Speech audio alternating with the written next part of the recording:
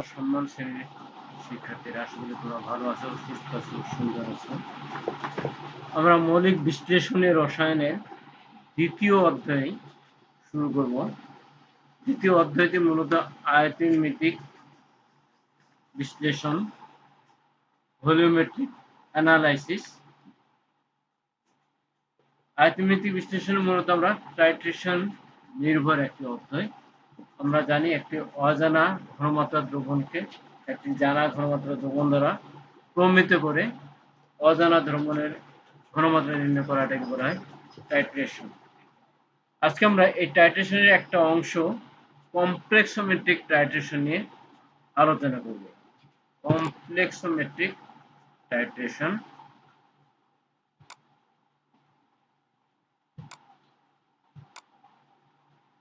তাহলে আজকে আমাদের আলোচ্য বিষয় হচ্ছে তৃতীয় বর্ষের সম্মান শ্রেণী মৌলিক বিশ্লেষণী রসায়ন দ্বিতীয় অধ্যায় আয়তনমাত্রিক বিশ্লেষণ প্রথম ক্লাস। মূল আলোচ্য বিষয় কমপ্লেক্সোমেট্রিক টাইট্রেশন। আর এই কমপ্লেক্সোমেট্রিক টাইট্রেশনের মূলত দুটো অংশ থাকে, একটা হলো ধাতব আয়ন আর হচ্ছে আমাদের লিগ্যান্ড। এইগুলি নিয়ে আমরা বিস্তারিত আলোচনা করার চেষ্টা করি। প্রথমে আমরা জানি জটিল মাত্রিক টাইট্রেশন কি। জটিল যৌগ বা সন্নিবেশ যৌগ গঠিত হয় এই ধরনের বিক্রিয়ার উপর ভিত্তি করে যে টাইট্রেশন করা হয় তাকে জটিল মাত্রিক টাইট্রেশন বলে। তাহলে জটিল মাত্রিক টাইট্রেশনের মূল ভিত্তি হচ্ছে জটিল যৌগ তৈরি। জটিল যৌগ কিভাবে তৈরি হয়? আমরা জানি যে সকল যৌগের কেন্দ্রীয় অবস্থানে একটি ধাতব পরমাণু বা আয়ন থাকে, যার নির্দিষ্ট সংখ্যক ইলেকট্রন জোড়দাতা পরমাণু বা আয়ন দ্বারা নির্দিষ্ট জ্যামিতিক আকারে পরিবেষ্টিত থাকে, তাকে জটিল যৌগ বলে।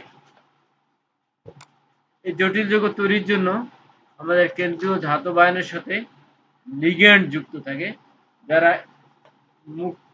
যাদের মুক্ত জোড় ইলেকট্রন থাকে এবং এই মুক্ত জোড় ইলেকট্রন দ্বারা ধাতুর সাথে বা ধাতব আয়নের সাথে তারা সন্নিবেশ বন্ধন দ্বারা যুক্ত হয়। যেমন টেট্রা কার্বনিল নিকেল, এই যৌগটি তৈরি করার জন্য কার্বনিল মূলক তার মুক্ত জোড় ইলেকট্রন ব্যবহার করে নিকেলের সাথে যুক্ত হয়।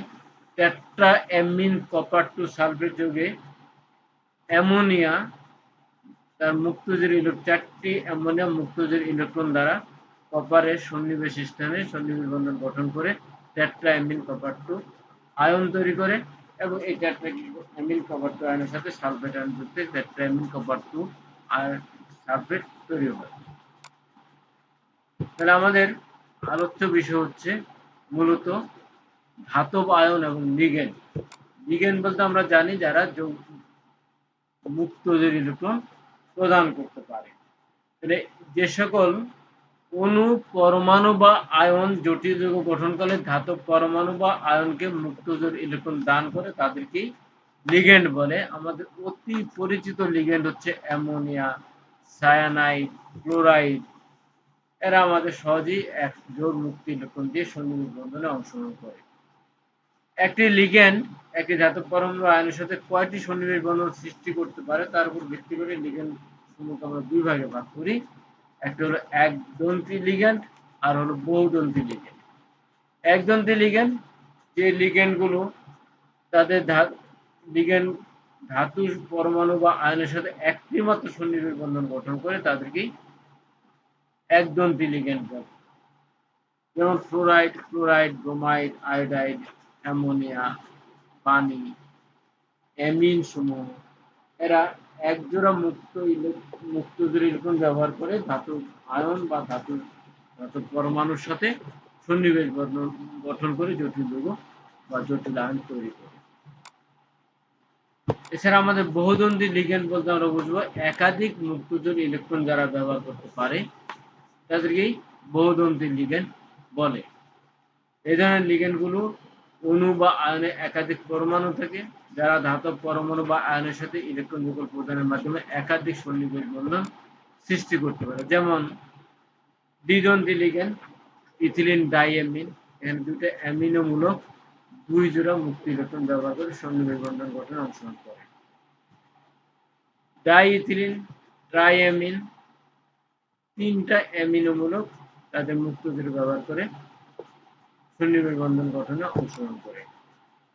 চতুর্দন্তী লিগ্যান্ড ট্রাইইথিলিন টেট্রাঅ্যামিন। এটার গাঠনিক যদি আমরা চাকরি গঠন দেখি, এরকম হবে আমাদের চাকরি গঠন। তাহলে এখানে আমাদের 4 জোড়া মুক্ত ইলেকট্রন ব্যবহার করে আমাদের সন্নিবেশ বন্ধন গঠন করতে পারে চতুর্দন্তী লিগ্যান্ড। যদি আমরা বলি পঞ্চদন্তী লিগ্যান্ড, যেমন আমাদের টেট্রাইথিলিন পেন্টাঅ্যামিন, এটা একটি পঞ্চদন্তী লিগ্যান্ড। এখানে 5টি অ্যামিনোমূলক বা নাইট্রোজেন পরমাণু আছে এই যৌগে, যে মুক্ত জোড় ইলেকট্রন প্রদান করে সন্নিবেশ বন্ধন গঠন করে। এছাড়া পাই ডাইইন, এটাও আমাদের একটা পঞ্চদন্তী লিগ্যান্ড। এখানে হচ্ছে 5টি নাইট্রোজেন পরমাণু আছে, যারা 5 জোড়া মুক্ত ইলেকট্রন ব্যবহার করে সন্নিবেশ বন্ধন গঠনে অংশগ্রহণ করে। হেক্সাদন্তী লিগ্যান্ড আমাদের অতি মাত্রায় যৌগে ব্যবহৃত হয় যে যৌগটা, সেটি হচ্ছে ইথিলিন ডাইঅ্যামিন টেট্রাঅ্যাসিটিক অ্যাসিড।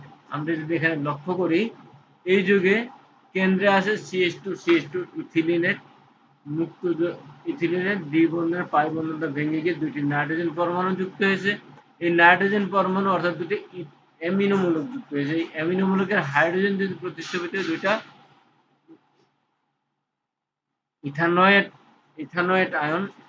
ইথানয়েড মূলক যুক্ত হয়েছে।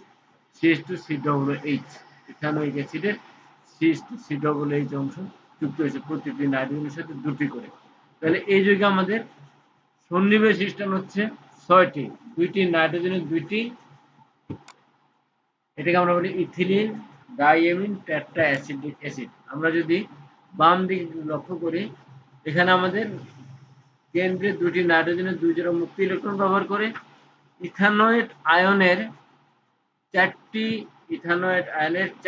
মুক্ত জোড় ইলেকট্রন, 4টি অক্সিজেন 4টি মুক্ত জোড় ইলেকট্রন ব্যবহার করে। ফলে এই যৌগটি একটি হেক্সাদন্তী লিগ্যান্ড, যা 6 জোড়া মুক্ত জোড় ইলেকট্রন ব্যবহার করে সে ধাতুর সাথে যুক্ত হয়। কাঁকড়ার মতো এটি ধাতুর সাথে যুক্ত হয়, তাই এই ধরনের যৌগগুলিকে কিলেট যৌগ বলা হয়। এই নিয়ে আমরা একটু বিস্তারিত আলোচনা করি। তাহলে কিলেট বা চিলেট কি? বহুদন্তী লিগ্যান্ড কোনো ধাতব পরমাণুর সাথে যৌগ সৃষ্টি করলে তার অণুতে এক বা একাধিক পরমাণু চক্র বা বলয় সৃষ্টি হয়। এই ধরনের যৌগকে বলয় যৌগ বা চিলেট বলে, এবং লিগ্যান্ড সমূহকে বলয় সৃষ্টিকারী বা চিলেটিং লিগ্যান্ড বলে। চিলেট যৌগসমূহ অনুরূপ সাধারণ জটিল যৌগ অপেক্ষা অধিক সুস্থিত হয়। এই প্রভাবকে বলা হয় চিলেট প্রভাব। তাহলে চিলেট প্রভাব বলতে আমরা বুঝবো চিলেট যৌগসমূহ অনুরূপ সাধারণ জটিল যৌগ অপেক্ষা অধিক সুস্থিত হয়, এটাই আমাদের চিলেট প্রভাব। অর্থাৎ একটি ধাতব আয়নের সাথে যদি আমাদের বলয় সৃষ্টিকারী লিগ্যান্ড যুক্ত হয়, যারা একাধিক মুক্তজোড় ইলেকট্রন ব্যবহার করে সন্নিবেশ বন্ধন গঠন করে, তখন সেটা চাকরিক আকার ধারণ করে। এই চাকরিক যৌগগুলোকে বলা হয় চিলেট যৌগ বা চিলেট। এই চিলেট যৌগগুলো সাধারণ জটিল যৌগ অপেক্ষা অধিক সুস্থিত হয়, এটাকে বলা হয় চিলেট প্রভাব। একটি বলয় যৌগে একাধিক বলয়কারী বিকারক থাকতে পারে, অর্থাৎ একাধিক বলয় সৃষ্টিকারী লিগ্যান্ড থাকতে পারে, আবার একাধিক ধাতব আয়নও থাকতে পারে। বলয়কারী বিকারক বা লিগ্যান্ড সমূহের সাধারণত অম্লীয় বা ক্ষারীয় গ্রুপ থাকে। এই অম্লীয় বা ক্ষারীয় গ্রুপের হাইড্রোজেনটা প্রতিস্থাপিত হয়ে বিকারকের সাথে তারা তাদের নাইট্রোজেন বা অক্সিজেন অথবা সালফারের মতো দাতা পরমাণু দ্বারা ধাতব আয়নের সাথে সন্নিবেশ বন্ধন বা কোঅর্ডিনেশন বন্ধন তৈরি করে। যেমন আমাদের 20 ইথিলিন কপার 2 আয়ন, আমাদের এখানে ইথিলিন ডাইঅ্যামিন আছে 2টা, 20 ইথিলিন ডাইঅ্যামিন কপার 2 আয়ন, 2টি ইথিলিন ডাইঅ্যামিন যুক্ত থাকা, আমরা এটাকে 20 বলতেছি। তাহলে 20 ইথিলিন ডাইঅ্যামিন কপার 2 আয়ন। এখানে আমাদের চতুর্দন্তী লিগ্যান্ড হিসাবে, বাইদন্তী লিগ্যান্ড বা দ্বিদন্তী লিগ্যান্ড হিসেবে ইথিলিন ডাইঅ্যামিন যুক্ত হয়েছে, কিন্তু 2টি ইথিলিন ডাইঅ্যামিন যুক্ত হয়ে কপার 4টি সন্নিবেশ স্থানে এখানে যুক্ত 2টি বলয় তৈরি করছে। এইরূপ যৌগগুলি হচ্ছে আমাদের চিলেট যৌগ। তাহলে আমাদের যৌগটির নাম হচ্ছে বিশ ইথিলিন ডাইএমিন কপার 2 আয়ন। চিলেট যৌগ তৈরির জন্য কিছু শর্ত পালন করতে হয়। প্রথম শর্ত হচ্ছে চিলেট গঠনের বিষম চাকরিক লিগ্যান্ড প্রয়োজন হবে। চিলেট গঠনের ক্ষেত্রে ধাতব আয়নের আকার সুবিধাজনক হওয়া প্রয়োজন। অধিকাংশ চিলেটের চক্র গঠনকারী পরমাণুর সংখ্যা 5 বা 6 হতে হবে। চিলেট লিগ্যান্ড রূপে ব্যবহৃত অণু বা অ্যানায়নকে অন্তত 2টি কার্যকরী দাতা পরমাণু বিশিষ্ট হতে হবে। চিলেট যৌগসমূহ অনুরূপ সাধারণ জটিল যৌগ অপেক্ষা অবশ্যই অধিক সুস্থিত হতে হবে। এই শর্তগুলো যারা পালন করবে তারাই চিলেট হিসাবে কাজ করতে পারবে, অর্থাৎ বলয় গঠনকারী যৌগ হিসেবে লিগ্যান্ড হিসেবে কাজ করবে। চিলেটের বৈশিষ্ট্য, চিলেটগুলো খুবই সুস্থিত যৌগ হয়, চিলেটগুলোর গলনাঙ্ক কম হয় এবং এরা খুব সহজে যৌগ দ্রাবকে দ্রবণীয় হয়। চাকরিক যৌগ গঠনের সময় এরা অধিকতর সুস্থিত যৌগ গঠন করে, কারণ একাধিক বন্ধন দ্বারা কেন্দ্রীয় ধাতব আয়নের সাথে এরা যুক্ত থাকে, এই জন্য বন্ধন বিয়োজনও অনেক বেশি হয়। চিলেট যৌগের চক্রটি সমযোজী বন্ধন বা সন্নিবেশ বন্ধন অথবা উভয় বন্ধন দ্বারাই চক্রটি সমযোজী বন্ধন বা সন্নিবেশ বন্ধন অথবা উভয় বন্ধন দ্বারা একত্রিত হয়ে আবদ্ধ থাকে। চিলেট লিগ্যান্ডের ধাতব পরমাণু বা আয়নের সাথে কেন্দ্রীয় ধাতব পরমাণুর বা ধাতব আয়নের বন্ধন প্রকারের উপর ভিত্তি করে এদের ভিন্নতা পরিমাপ করা হয়। চিলেটের বৈশিষ্ট্য, চিলেট লিগ্যান্ডের ধাতব পরমাণু বা আয়নের সাথে কেন্দ্রীয় ধাতব আয়নের সন্নিবেশ বন্ধন গঠনের মাধ্যমে চিলেট গঠিত হয়। চিলেট যৌগসমূহ অনুরূপ সাধারণ জটিল যৌগ অপেক্ষা অধিক সুস্থিত হয়, যাকে আমরা চিলেট প্রভাব বলি। চিলেট চক্রের উপর জটিল যৌগের স্থিতিশীলতা নির্ভরশীল।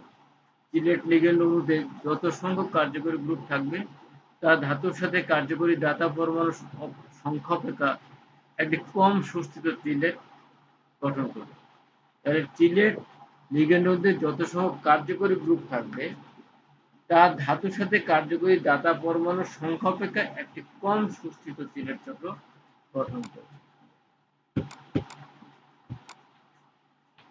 তাহলে চিলেট যৌগ অর্থাৎ যারা একাধিক মুক্তজোড় ইলেকট্রন দ্বারা সন্নিবেশ বন্ধন গঠন করতে পারে, ফলে বলয় তৈরি হয়, সেই যৌগগুলো আমাদের অধিকতর সুস্থিত হয়। এই কারণে আমরা জটিল মাত্রিক টাইট্রেশনে একদন্তি লিগ্যান্ড অপেক্ষা বহুদন্তি লিগ্যান্ডটি ব্যবহার করে থাকি এবং এটি অধিকতর উত্তম। এর কারণগুলো যদি আমরা বিশ্লেষণ করি, জটিল মাত্রিক টাইট্রেশনে একদন্তি লিগ্যান্ড ব্যবহার করলে সংশ্লিষ্ট দিকটা ধীর গতি সম্পন্ন হয়, কিন্তু বহুদন্তি লিগ্যান্ড ব্যবহার করলে এক ধাপে এবং দ্রুত গতিতে ঘটে।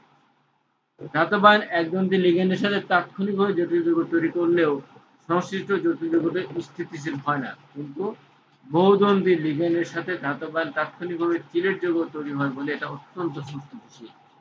যেমন নিকেল ইডিটিএ অত্যন্ত সুস্থিতিশীল যৌগ।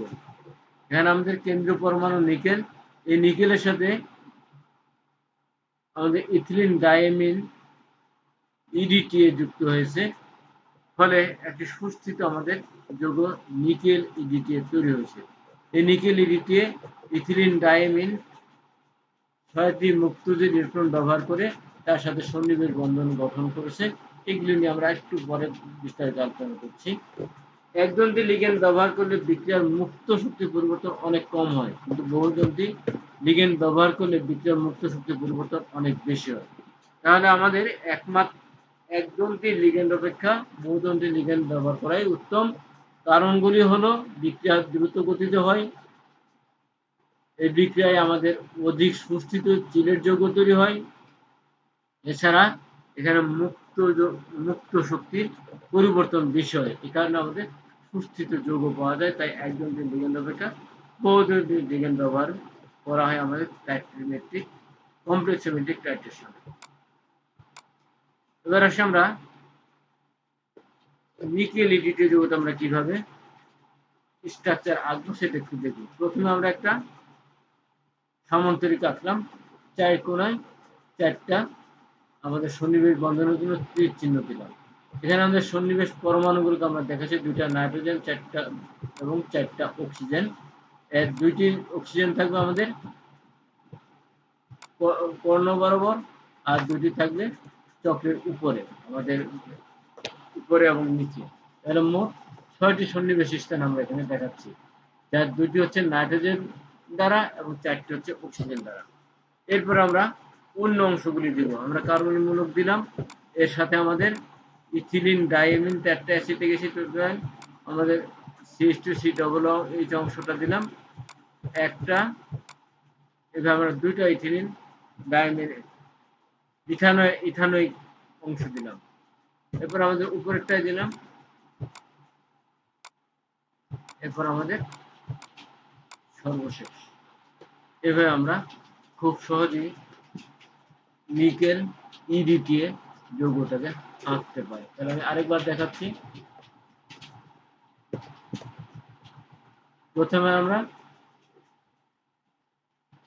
প্রথমে একটা সামুদ্রিক আঁকলাম, সামুদ্রিক 4টা কর্ণ, আমরা সামুদ্রিক কর্ণ বরাবর আমরা 4টা সন্নিবেশ বন্ধন দেখালাম।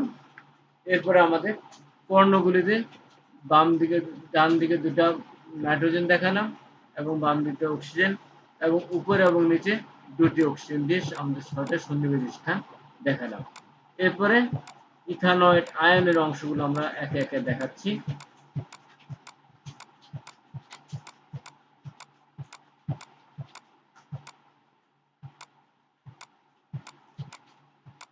এভাবে আশা করি আমরা ধীরে ধীরে এই ধরনের জটিল যৌগগুলিকে অঙ্কন করতে পারবো। তাহলে সামগ্রিকভাবে আমাদের নিকেল ইডিটিএ কেন্দ্রীয় পরমাণু হিসেবে আমাদের ধাতু পরমাণু আয়ন হিসেবে আছে নিকেল আয়ন, আর ইডিটিএ আছে আমাদের বলয় গঠনকারী লিগেন্ড হিসাবে। Hexadentate ligand EDTA ethylene diamine tetra acetic acid এর টেট্রা অ্যাসিটেট আয়নটা আমাদের এইভাবে যুক্ত হয়ে আমাদের nickel diamine tetra acetic acid তৈরি হচ্ছে। এবার আমরা আসি পর্যায়ক্রমিক স্থিতি ধ্রুবক, যেটা আমাদের পরীক্ষায় প্রায়ই আসে। সাকসেসিভ স্টেবিলিটি বলতে কনস্ট্যান্ট বলতে আমরা কি বুঝি?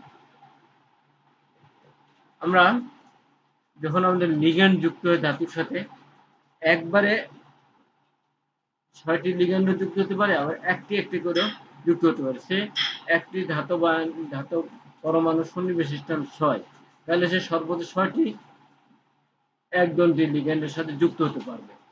এই লিগ্যান্ডগুলো যদি একে একে যুক্ত হয়, তাহলে আমরা যে শক্তি পাবো সেটাকে আমরা বলবো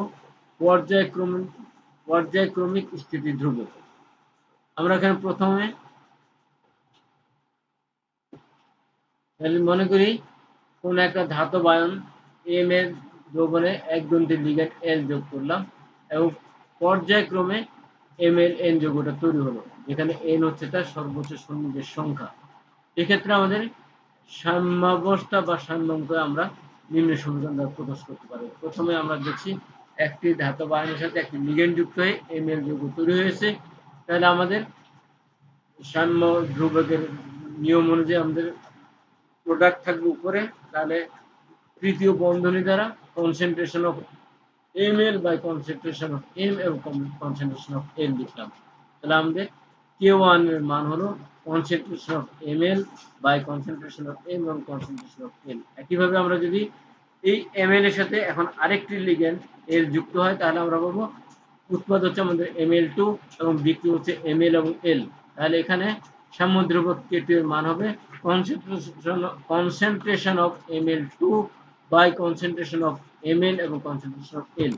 এই Ml2 এর সাথে যদি আবার আরেকটি লিগ্যান্ড যুক্ত হয়, তাহলে আমাদের K3 পাবো এবং সেই ক্ষেত্রে concentration of Ml3 by concentration of Ml2 by concentration of L। এইভাবে আমরা পর্যায়ক্রমিকভাবে একটি একটি করে যদি লিগ্যান্ড করি, তাহলে আমাদের আলটিমেটলি যা দাঁড়াবে MLN-1 প্লাস L উৎপাদ হবে MLN এবং ML কনসেন্ট এবং এটার সাম্য ধ্রুবক এর মান হবে concentration of MLN by concentration of MLN-1 by L। তাহলে এইভাবে আমাদের পর্যায়ক্রমে ধীরে ধীরে সাম্য ধ্রুবক পাওয়াটাকে বলা হয় পর্যায়ক্রমিক স্থিতি ধ্রুবক। তাহলে এটাকে আমরা ধাপ ক্রমিক স্থিতি ধ্রুবক বলতে পারি। ইংরেজিতে আমরা বলি সাকসেসিভ স্টেবিলিটি কনস্ট্যান্ট বা পর্যায়ক্রমিক স্থিতি ধ্রুবক, অথবা স্টেপ ওয়াইজ স্টেবিলিটি কনস্ট্যান্ট বা স্টেপ ওয়াইজ ফরমেশন কনস্ট্যান্ট আমরা বলে থাকি। এইভাবে একটি একটি করে লিগ্যান্ড যুক্ত হয়ে আমাদের ক্রমান্বয়ে সন্নিবেশ স্থানগুলি যদি আমাদের যুক্ত হয় তাহলে আমরা এটা বলি পর্যায়ক্রমিক স্থিতি ধ্রুবক বা ধাপ ক্রমিক স্থিতি ধ্রুবক বা ধাপ ক্রমিক গঠন ধ্রুবক। এবার আসি আমরা সার্বিক গঠন ধ্রুবক কাকে বলি। Overall stability constant. মনে করি কোন ধাতব আয়নের সাথে একদম লিগ্যান্ড এল পর্যায়ক্রমে যুক্ত হয়েছে এবং এম তৈরি করছে, কিন্তু এখানে এম এর সাথে এল আমাদের ক্রমান্বয়ে যুক্ত হলে যদি আমরা ধরি আগের সমীকরণটাকে আমরা লিখতে পারি যে একটি এম এর সাথে একটি এল যুক্ত হলো, তাহলে আমাদের হবে বিটা 1 দিয়ে যদি প্রকাশ করি, যেটা আমাদের আগেটা ছিল পর্যায়ক্রমিক আর এখন আমরা বলছি সার্বিক ওভারঅল, তাহলে ওভারঅলের জন্য আমরা এটাকে ভিন্ন সংকেত আমরা সাংগঠনিক হিসেবে ব্যবহার করব বিটা। তাহলে বিটা 1 হবে concentration of M L by concentration of M by concentration of L. যদি আমাদের এম এর সাথে একই সঙ্গে দুটি লিগ্যান্ড যুক্ত হয়, একদন্তি লিগ্যান্ড যুক্ত হয়, তাহলে আমাদের Ml2 তৈরি হবে। সেই ক্ষেত্রে আমাদের সাম্য ধ্রুবক বিটা 2 হবে Ml concentration of Ml2 by concentration of M into concentration of L square. কারণ এখানে আমাদের L এর সহগ হচ্ছে 2, আমরা জানি সহগটা পাওয়ার হিসাবে ঘাত হিসাবে আসে। একইভাবে যদি এম এর সাথে তিনটি লিগ্যান্ড একসাথে যুক্ত হয় তাহলে আমাদের যৌগটি হবে Ml3। তাহলে আমাদের সাম্য ধ্রুবক বিটা 3 হবে concentration of Ml3 by concentration of M into concentration of L cube, কারণ এখানে L এর সহগ হচ্ছে 3। অনুরূপভাবে আমাদের যে M এর সাথে n সংখ্যক লিগ্যান্ড যুক্ত হয় আমাদের Mln যৌগ তৈরি হবে এবং সেই ক্ষেত্রে আমাদের সাম্য ধ্রুবক বিটা n হবে a concentration of Mln by M concentration of n এবং concentration of L to the power n, যেখানে n হচ্ছে L এর সহগ। তাহলে আমরা এখানে n যা ব্যবহার করছি এটা আসলে ধাতব আয়নের সর্বোচ্চ সন্নিবেশ সংখ্যা, অর্থাৎ কোন ধাতব আয়নের সন্নিবেশ সংখ্যা যদি 4 হয় তার সাথে 4টি লিগ্যান্ড একসাথে যুক্ত হলে আমরা যে স্থিতি ধ্রুবক যে ধ্রুবক পাবো সেটি হলো সার্বিক স্থিতি ধ্রুবক। একই সঙ্গে যদি 4টি সন্নিবেশ স্থান যুক্ত হয়ে যায় তাহলে সে আমরা পাবো সার্বিক স্থিতি ধ্রুবক। কিন্তু একটি একটি করে প্রথমে একটি লিগ্যান্ড যুক্ত হলো, আবার দ্বিতীয় লিগ্যান্ড যুক্ত হলো, আবার তৃতীয় লিগ্যান্ড, আবার চতুর্থ লিগ্যান্ড, এইভাবে যদি 4টি লিগ্যান্ড পর্যায়ক্রমে যুক্ত হয় তাহলে যে স্থিতি ধ্রুবক পাবো সেটা হচ্ছে আমাদের পর্যায়ক্রমিক স্থিতি ধ্রুবক। তাহলে আমাদের beta 1 beta 2 beta 3 up to beta n এগুলো হচ্ছে Mln Ml2 Ml3 up to Mln প্রভৃতি যৌগ বা আয়নের সার্বিক স্থিতি ধ্রুবক বা ওভারঅল স্থিতি ধ্রুবক বা সার্বিক সৃষ্টি ধ্রুবক বা ওভারঅল ফরমেশন কনস্ট্যান্ট। এই দুটি রাশি আমাদের এই জটিল কমপ্লেক্স সিমেট্রিক টাইট্রেশন বা জটিল মাত্রিক টাইট্রেশন অত্যন্ত গুরুত্বপূর্ণ এবং আমাদের প্রায় পরীক্ষায় এসে থাকে। এই বিষয়গুলো আমরা একটু বোঝার চেষ্টা করতে হবে। আমরা একটু উদাহরণের মাধ্যমে এই দুটির মধ্যে একটু সম্পর্ক আনার চেষ্টা করি। আমাদের মনে রাখতে হবে সবসময় পর্যায়ক্রমিক স্থিতিধ্রুবক K1 K2 K3 K4 up to Kn এগুলির মানগুলো ক্রমান্বয়ে কমতে থাকে, অর্থাৎ K1 এর মান সবসময় বেশি হবে, K2 তার থেকে কম হবে, K3 তার থেকে কম, K4 তার থেকে কম, এভাবে ক্রমান্বয়ে কমতে থাকে। আমরা একটু উদাহরণ দিয়ে যদি দেখি, ক্যাডমিয়ামের সাথে যদি একটি সায়ানাইড আয়ন যুক্ত হয় তাহলে আমাদের K1 এর মান হচ্ছে 10 টু দি পাওয়ার 5.48। যদি আমাদের প্রথম যে আয়নটা যুক্ত তৈরি হলে এর সাথে আবার পুনরায় আরেকটি লিগ্যান্ড অর্থাৎ পর্যায়ক্রমে আমাদের লিগ্যান্ড যুক্ত করতেছি তাহলে আমাদের K2 হবে এবং সেটা মান হবে 10 টু দি পাওয়ার 5.12। তাহলে 10 টু দি পাওয়ার 5.48 সেখান থেকে কমে 10 টু দি পাওয়ার 5.12 হবে। যদি এই যৌগের সাথে পুনরায় আরেকটি লিগ্যান্ড যুক্ত হয় তাহলে আমাদের K3 হবে 10 টু দি পাওয়ার 4.63। এভাবে যদি আমাদের 4টি লিগ্যান্ড যুক্ত হয় তাহলে আমাদের K4 হবে 10 টু দি পাওয়ার 3.65। তাহলে আমরা সার্বিক ধ্রুবক বিটা n বের করতে চাই, বিটা n এর মান 4, তাহলে বিটা 4 হবে K1 K2 K3 এবং K4 এর গুণফলের সমান। তাহলে আমাদের মানটি দাঁড়াবে 10 to the power 5.48 plus 5.12 plus 4.63 plus 3.65, তাহলে আমাদের দাঁড়াচ্ছে 10^18.88। তাহলে সার্বিক স্থিতি ধ্রুবক বিটার মান হলো আমাদের 10^18.88। এইভাবে আমরা আমাদের যদি পর্যায়ক্রমিক স্থিতি ধ্রুবকের মান জানা থাকে তাহলে তাদের গুণফল থেকে আমরা সার্বিক স্থিতি ধ্রুবকের মান পেতে পারি। এবার আসি আমরা পর্যায়ক্রমিক স্থিতি ধ্রুবক এবং সার্বিক স্থিতি ধ্রুবকের মধ্যে সম্পর্ক নির্ণয় করতে চাই। তাহলে আমরা একটা সমীকরণে সরাসরি আসলাম। এম এর সাথে 3টি লিগ্যান্ড একত্রযুক্ত Ml3 যৌগ তৈরি হয়েছে। তাহলে আমরা সার্বিক স্থিতি ধ্রুবক β3 হবে concentration of Ml3 by concentration of M into concentration of L cube, কারণ L এর সহগ হচ্ছে 3।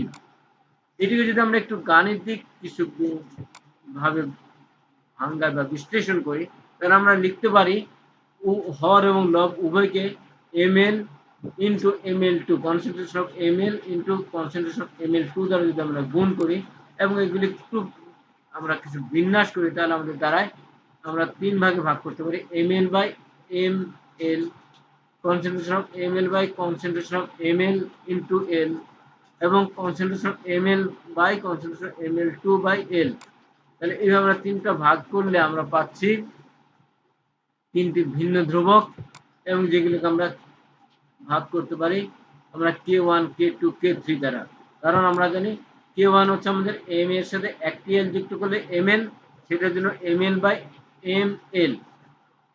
k2 এর জন্য ml এর সাথে আরেকটি লিগ্যান্ড যুক্ত ml2 তৈরি হয়, সেগুলো k1 হচ্ছে ml concentration ml2 by ml concentration ml into concentration of l।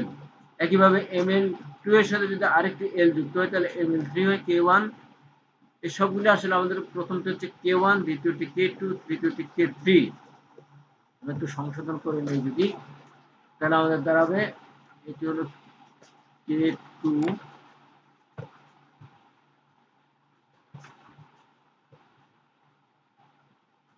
k2 এবং এটি আমাদের k3।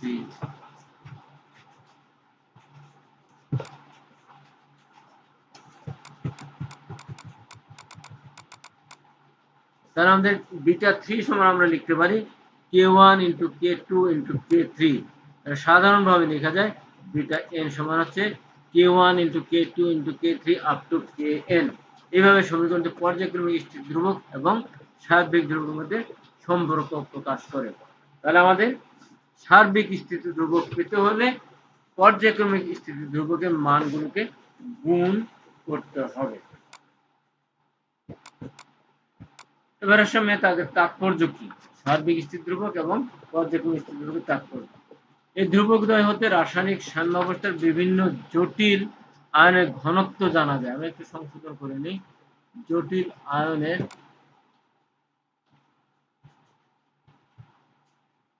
ঘনত্ব জানা যায়।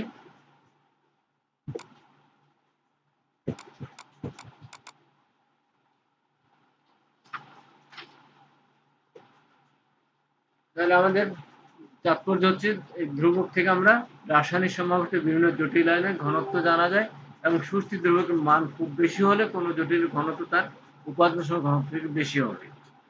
দ্বিতীয়ত, পর্যায়ক্রমিক গঠন ধ্রুবক ও সার্বিক ধ্রুবকের মানের সাহায্যে জটিল আয়নের স্থায়িত্ব ব্যাখ্যা করা যায়।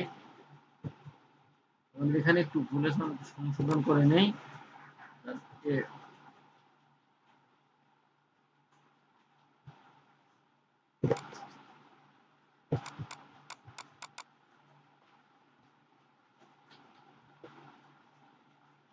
আমাদের প্রথম তাৎপর্য হচ্ছে এই ধ্রুবক থেকে আমরা রাসায়নিক সাম্যাবস্থার বিভিন্ন জটিল আয়নের ঘনত্ব জানতে পারি, কারণ সুস্থিত ধ্রুবকের মান খুব বেশি হলে জটিল আয়নের ঘনত্ব তার উপাদান সমূহের ঘনত্ব থেকে বেশি হয়। দ্বিতীয়ত, পর্যায়ক্রমিক গঠন ধ্রুবক ও সার্বিক গঠন ধ্রুবকের মানের সাহায্যে জটিল আয়নের স্থায়িত্ব ব্যাখ্যা করা যায়। যেমন কোন জটিল আয়নের সুস্থিত ধ্রুবকের মান যত বেশি হয় সেই জটিল আয়নের সুস্থিতিও তত বেশি, অর্থাৎ জটিল আয়নের সুস্থিত ধ্রুবকের মান বৃদ্ধির সাথে সাথে তার সুস্থিতিও বৃদ্ধি পায়। তাহলে আজকের আমাদের আলোচনা থেকে আমরা জানলাম কিভাবে আমাদের জটিল যৌগ কি, জটিল যৌগের জন্য প্রয়োজনীয় লিগ্যান্ডের প্রকারভেদ কিভাবে হয়, প্রকারভেদগুলি কি কি, এরপরে আমাদের জটিল আয়ন যদি আমাদের বহুদন্তী হয়, লিগ্যান্ডগুলো বহুদন্তী হলে কিভাবে চিলেট তৈরি হয়, চিলেটের তাৎপর্য কি, চিলেট যৌগের স্থায়িত্ব বেশি কেন হয়, এবং আমরা নিকেল ইডিটি কিভাবে তার গাঠনিক সংকেতটা লিখবো সেটা জানার চেষ্টা করলাম। এবং সর্বশেষ আমরা পর্যায়ক্রমিক স্থিতি ধ্রুবক এবং সার্বিক স্থিতি ধ্রুবকের মধ্যে সম্পর্ক স্থাপন করলাম, তাদের বৈশিষ্ট্য জানলাম এবং তাদের তাৎপর্য জানার চেষ্টা করলাম। এতক্ষণ আমার সাথে থাকার জন্য তোমাদেরকে ধন্যবাদ জানাচ্ছি। তোমরা সবাই সুস্থ থাকো, সুন্দর থাকো। আল্লাহ হাফিজ।